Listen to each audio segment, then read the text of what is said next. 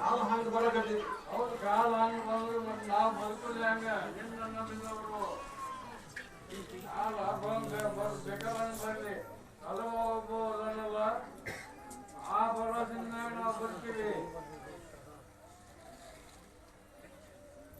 ನೋಡ್ಕೊಡ್ರಿ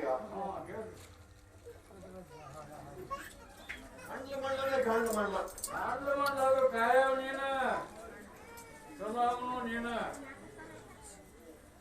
ನಮ್ಮಂತ ಹೇಳಿದ್ರೆ ನಾವೇನ್ ಮಾಡೋದು? ಇವ ಇಲ್ದಾಗ ಆದ್ಮೇಲೆ ಹ್ಯಾಂಗ್ ಮಾಡಬೇಕಪ್ಪ? ಈಗ ಅದನ್ನ ತರ್ಬೇಕಂತ ಹೇಳ್ಕೊತೀವಪ್ಪ. ಈಗ ಅವಾಗಿಂದ ಕೆಲಸ ಅವಶ್ಯ ಅವನಿಂದ ಆಟ ಎಲ್ಲ ನೋಡ್ಕೊಡ್ರಿ. ಮೂಡಲ ದೇಶಕ್ಕೆ ಹೊರವಲ ದೇಶಕ್ಕೆ ಹೊರ ಮಾತ್ರ ಬೀಳತೈತಿ ಬರ್ಕೊಂಡ್ ಬಿಡಿ. ಹೌದು, ಬರ ಬೀಳುತ್ತ ಬರ್ಕೊಂಡು ಏನ್ ಮಾಡೋದು? ಬದುಕುದು ಹೆಂಗ? ಬದುಕಬೇಕು ಒಂದು ದಾರಿ ಬೇಕ. ಬದುಕು ದಾರಿನೂ ಸಿಗ್ತೈತಿ.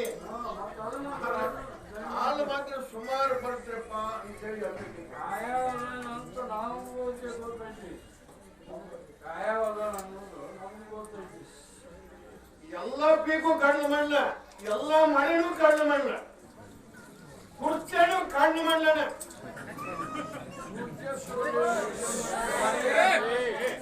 ಅದನ್ನ ಕೇಳಕ್ ಬಹಳ ಮಂದಿ ಬಂದಾರ. ನಾವೇನ್ ಮಾಡೋದು?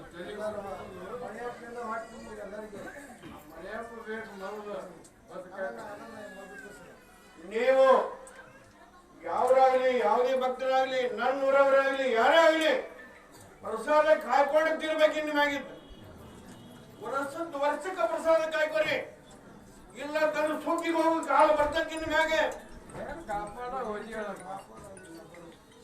ನೋಡ್ಬಿಡ್ರಿ, ಬರಲ್ ಇಟ್ಕೊಂಡು ಬಿಡ್ರಿ. ಯಾಕಂದ್ರೆ ಇನ್ನು ಕಾಲ ಬಹಳ ಸುಮಾರು ಬರ್ತಾವ್ರಪ್ಪ. ಇದು ಒಂದು ವರ್ಷ ಸುಖ ದುಃಖ ಯಾರು ನಡೀತದೆ. ಮುಂದಿನ ವರ್ಷಕ್ಕೆ ಇದಕ್ಕಿಂತ ಕಠಿಣ ಕಾಲನ ಬರ್ತಂತ ತಿಳ್ಕೊರಿ. ನಾನ್ ಮುಂದೆ ಹೇಳಿದ್ರೆ ನಾವ್ ಏನ್ ಮಾಡೋರು? ಕಠಿಣನು ಆಟ ನಮ್ಗ, ಸರಳನು ಆಟ. ಯಾಕಿದ್ರು ಬದುಕಬೇಕ.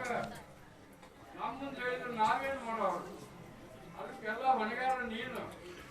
ಪ್ರಾಣಿಗಳು ಬಹಳ ಸಾಯ್ತವ್ರಪ್ಪ. ಪ್ರಾಣಿಗಳು ಮಾತ್ರ ಬಹಳ ಸಾಯ್ತವು. ಏನ್ ಇವು ಸಾವದ್ರು ನೋವು ನೋಡ್ರಿ, ಇಷ್ಟು ವರ್ಷದ ಸುಖನ ಹೇಳಿನಿ, ಯಾವ ಏನ್ ಎಡ ಹೇಳಿನಿ. ಹೌದು, ಈ ತಂಗಿ ಅಲ್ಲ ಇನ್ಮೇಲೆ ಸುರಪ್ಪ 20 ವರ್ಷ.